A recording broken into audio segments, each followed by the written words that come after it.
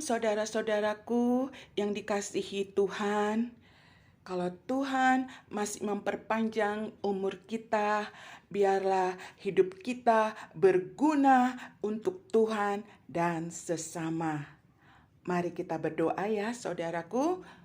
Bapa kami yang di surga, yang kami permuliakan di dalam nama Tuhan Yesus Kristus, kami bersyukur Tuhan atas segala perkara yang Tuhan izinkan semuanya.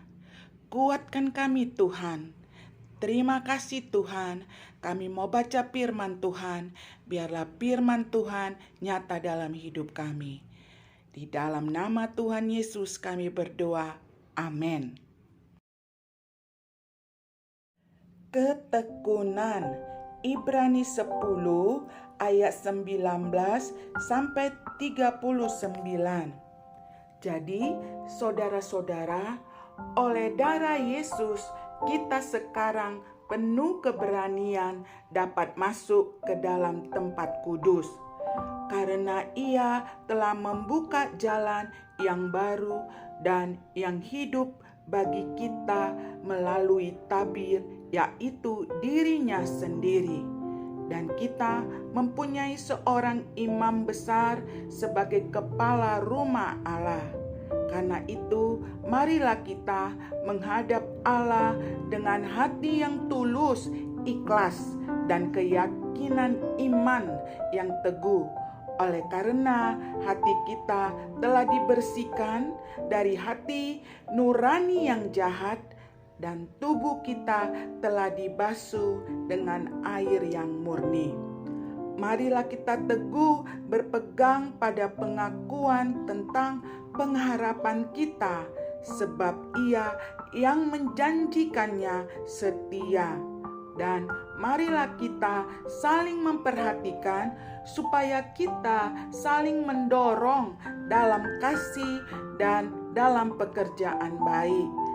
Janganlah kita menjauhkan diri dari pertemuan-pertemuan ibadah kita seperti dibiasakan oleh beberapa orang, tetapi marilah kita saling menasehati dan semakin giat melakukannya menjelang hari Tuhan yang mendekat. Sebab jika kita sengaja berbuat dosa sesudah memperoleh pengetahuan tentang kebenaran, maka tidak ada lagi korban untuk menghapus dosa itu. Tetapi yang ada ialah kematian yang mengerikan akan penghakiman dan api yang dahsyat yang akan menghanguskan semua orang durhaka. Jika ada orang yang menolak hukum Musa, ia dihukum mati tanpa belas kasihan atas keterangan 2 atau 3 orang saksi. Betapa lebih beratnya hukuman yang harus dijatuhkan atas dia yang menginjak-injak anak Allah, yang menganggap najis darah perjanjian yang menguduskannya, dan yang menghina roh kasih karunia. Sebab kita mengenal Dia yang berkata, "Pembalasan adalah hakku, akulah yang akan menuntut pembalasan." Dan lagi, Tuhan akan menghakimi umatnya. Ngeri benar kalau jatuh ke dalam tangan Allah yang hidup. Ingatlah akan masa yang lalu, sesudah kamu menerima terang, kamu banyak menderita oleh karena kamu bertahan dalam perjuangan yang berat. Baik waktu kamu dijadikan tontonan oleh cercaan dan penderitaan, maupun waktu kamu mengambil bagian dalam penderitaan mereka yang diperlakukan sedemikian. Memang kamu telah turut mengambil bagian dalam penderitaan orang-orang hukuman. Dan ketika harta kamu dirampas, kamu menerima hal itu dengan sukacita. sebab kamu tahu bahwa kamu memiliki harta yang lebih baik dan yang lebih menetap sifatnya. Sebab itu, janganlah kamu melepaskan kepercayaanmu karena besar upah yang menantinya.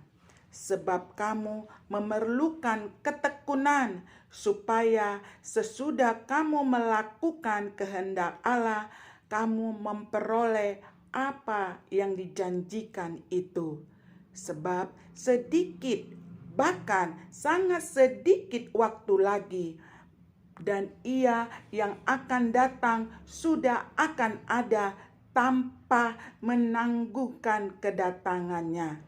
Tetapi orangku yang benar akan hidup oleh iman, dan apabila ia mengundurkan diri, maka aku tidak berkenan kepadanya. Tetapi kita bukanlah orang-orang yang mengundurkan diri dan binasa, tetapi orang-orang yang percaya dan yang beroleh hidup. Demikian firman Tuhan. Semoga kasih karunia Tuhan Yesus menolong kita. Semangat, kuat dalam Tuhan, sehat selalu. Amin.